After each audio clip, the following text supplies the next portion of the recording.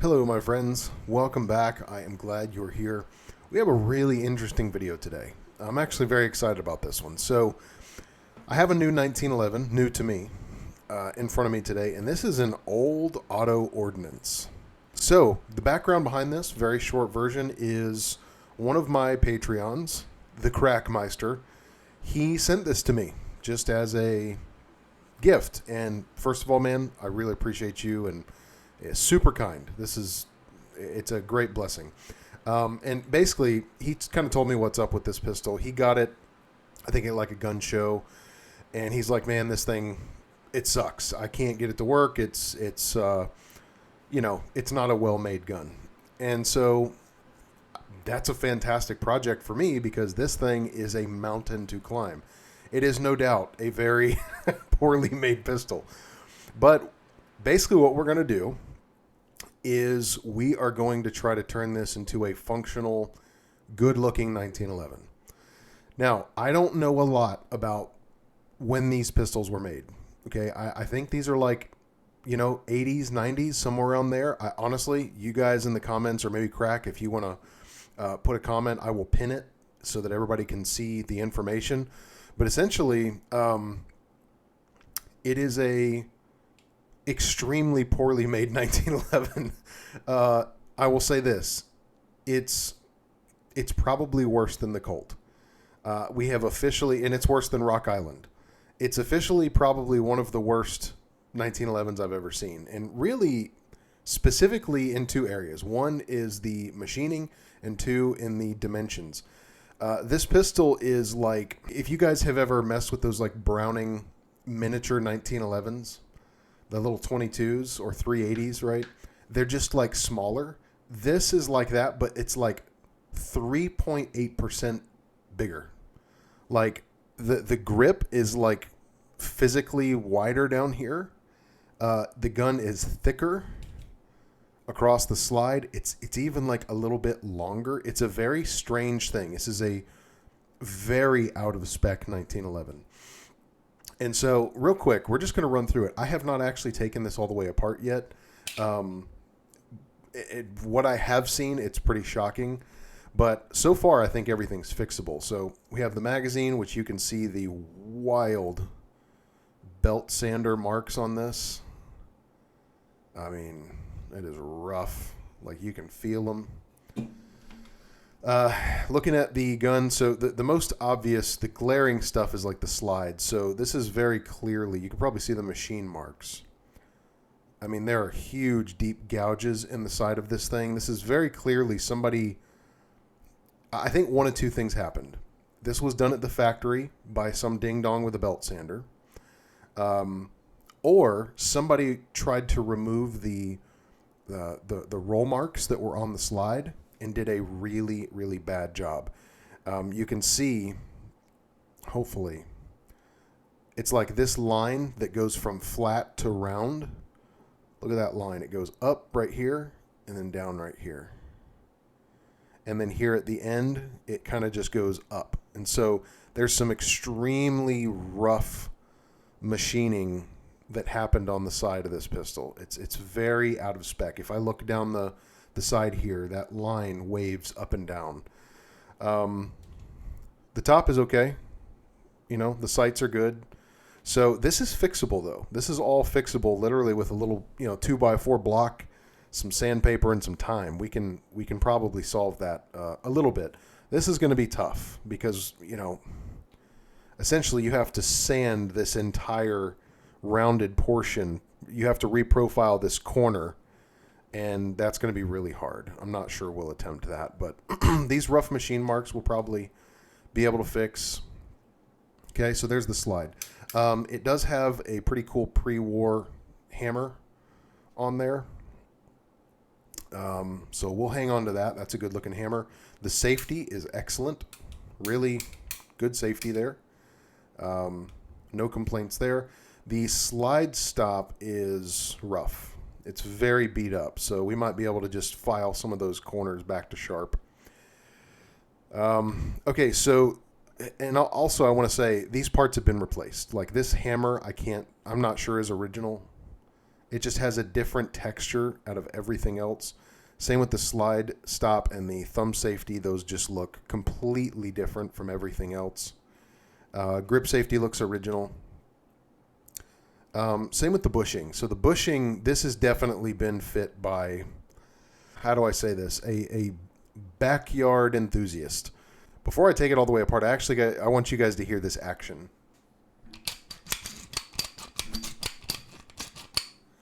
It's very bad. It's really, really bad. And you're going to see why in a second. All right, so the bushing, this has very obviously been, maybe it was done at the factory, but it was done very haphazardly. There's a lot of tool, like file marks, hand file marks, where somebody's very obviously profiled this. There's a lot of planing on this bushing. Now, it's fit well. It fits tight in the gun, but just internally it's rough. Also, all around the face, we've got a lot of damage. So we'll probably knock some of that down a little bit. The barrel has a very large burr, almost like a dent in the bottom of the feed ramp there of the mouth. That's going to be tough to repair because, I mean, we can take some off the bottom and get rid of that burr, but, you know, there's just material missing from the mouth. So we'll see on that one. This barrel's rough. It's very much a cast barrel. I can see the marks, which I don't even know how you cast a barrel, man. Maybe that's not cast. It sure looks like it. Could be a two-piece barrel. This is what Springfield did back in the day, where like basically this portion of the barrel was soldered in to this portion, to the chamber. That may be what happened here. It's a little hard to tell, but this definitely looks like a cast chamber. Yeah. Moving on to the slide. So the extractor has a very strange casting and ugly machining back there. That's fixable, but that extractor is very ugly. This is where it gets really bad, is these machine marks on the bolt. And that, when we were running the action, you can hear the disconnector dragging on the bolt and creating that ugly sound. I think this is fixable. Essentially, we're going to have to take a Dremel and just smooth all this down, maybe even like a small sanding block. The problem is if you take off too much material, you're going to mess up the interface with the disconnector. So that's going to be a tough one to fix. So everything up to now I've already done. I've already seen what it looks like. I have not taken these grips off yet. That is a different size screw. I want to be honest, guys. This is going to be the greatest challenge I've ever had on a 1911. But I thought it would be really cool to just document this and see, like, okay, can we get this thing working? That's our first objective, is can we get it to run reliably? And then secondly, can we get it to look halfway decent? I'll be honest with you, getting it to look right is going to be the harder task. It's going to be a lot of time. All right, so the bushing came out with the grip screw. So this right here is why I tell people not to Loctite their screws into their bushings, because basically what happened is the screw it's very little Loctite, but it's enough. It's where it pulled the bushing out. It's just not a good idea, man. It's never a good idea to Loctite your screws in your bushings. It's bad, bad, bad, bad, bad. All right, looks like the bushing threaded back in okay. I want to check the others. These grips are the K-Star grips. These are old school. So those are cool. Those are really cool, actually. Guys, this is so important. Let's just pause and let me just help you understand what's going on here. These bushings are threaded into the frame. When you tighten that screw and you really start bearing down, what's happening is those threads are engaging and they're pulling up on the bushing. And what can happen is you can start to then rotate that bushing tighter and tighter and tighter in the frame. This is just a major, major weakness of the 1911. A lot of people are going to disagree with me and say, no, it's only a problem if you're an idiot. No, it's a weakness, straight up. So you have to be really careful. And this is why I'm such a fan of the O-rings, because basically you don't have to tighten the screw really like hard at all. It's barely tight, and it holds because the rubber's providing sort of a brake pad against it backing out. And it really saves you from risking stripping out your bushings. So just be so careful, man. If you strip these out, it is a absolute nightmare. To me, it's the number one worst thing that can happen to your 1911. Is it fixable? Yeah. But, I mean, besides like your frame cracking or something catastrophic, it is awful. It's awful. I've done it a couple times, actually. Okay, let's keep going. So I'm going to take off the mainspring housing. Okay, so this mainspring housing is very strange. Don't know what to make up. I don't know what to say about this. Very strange mainspring housing. And we're probably going to change this. I think I've got a T-Sauce arched mainspring housing. We're probably going to go to that. Okay, the leaf spring actually looks pretty good. This looks like a Wilson Combat Factory Plus. I'm going to keep that. That looks pretty good. Hammer. Interesting looking hammer. Yep, we're going to keep that. Okay, so the sear actually looks like pretty new. It needs a relief cut. It's very sharp on this front edge right here. But it looks very new, so we could probably remedy that. So we're going to keep all this. This all actually looks. This stuff has been replaced. This is like modern manufactured stuff. It stands apart from everything else that's in the gun. This is something I'm definitely going to replace. This is a. The trigger's not terrible. I just don't like the face of it. It's very sharp, and this edge here is very sharp. So I actually have a couple triggers in stock. We're probably going to replace that. Okay, so I brought a few other pistols here. I've got the T-Sauce Remington Rand clone, which is a very, very dead-on clone in terms of spec and just everything. This gun is like really, really well done. And I also have the Cimarron, which is an arms core gun. And as I've said in the video on this gun, these are just a little bit out of spec. They're kind of weird. There's some dimensions that are just funky. And so I really want to focus on this frame for a second, comparing against these. So if I just hold these up against each other, the magazine well is larger on this auto ordnance.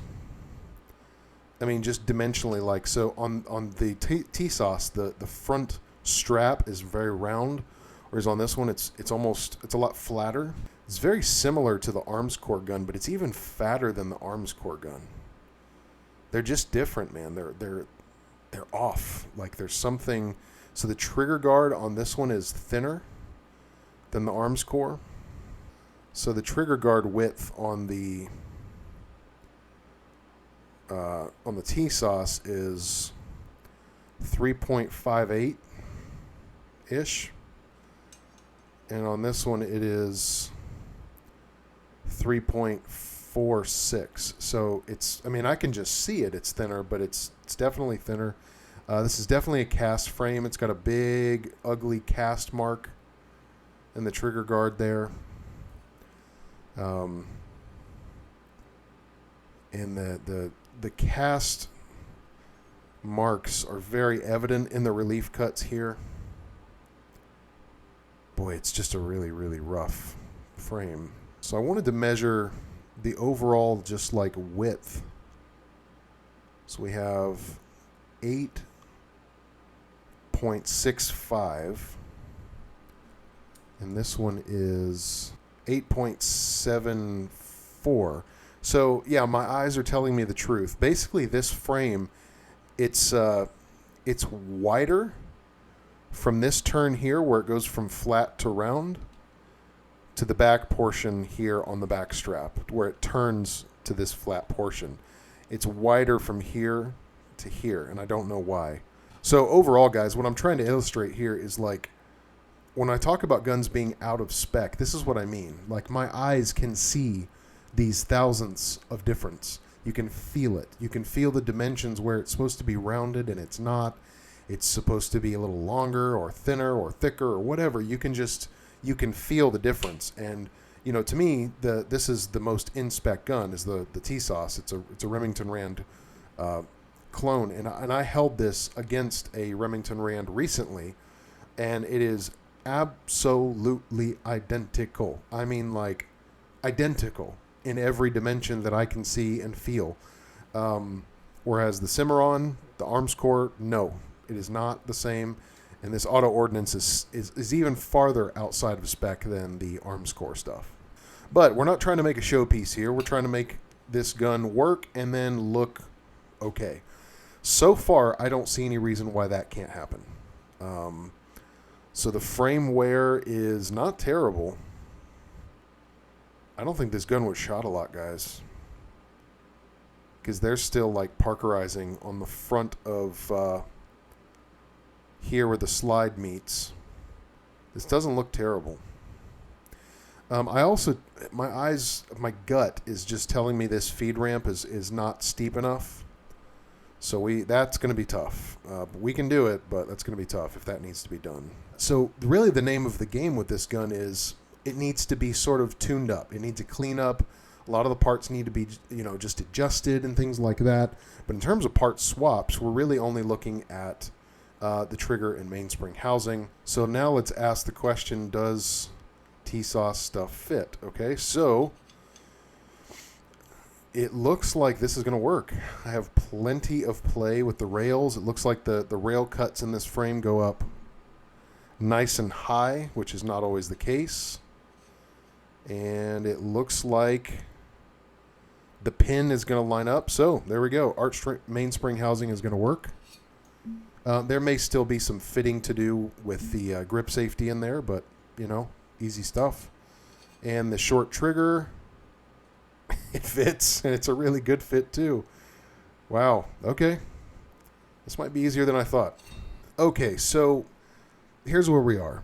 Basically, after looking this over, what we know is, looks like the mainspring housing, the TSOS A1 mainspring housing is going to work, so we're going to use that. Looks like the trigger is going to work, so we're going to stick with that. The new trigger, the TSOS. Everything else in the gun I want to leave. The barrel's good. Well, it's rough looking, but it's fit pretty well. So between that, the marriage between that and the bushing fit to the slide, it's all good. In terms of springs, the leaf spring looks really good. This looks like a Wilson Factory Plus spring, is my guess anyway. And then the recoil spring also looks new in the right length. It kind of has that new stiff spring feel. So, Crack, if that was you did a good job, man. Like, springs are new, or they look good. So everything in my magnet tray here is going to stay. These are all the stock parts. We got our bushing, our hammer, our spring guide, grip safety, thumb safety, all the pins, the sear. This stuff's all good. It looks like it's been replaced to me. Like, there's so little wear.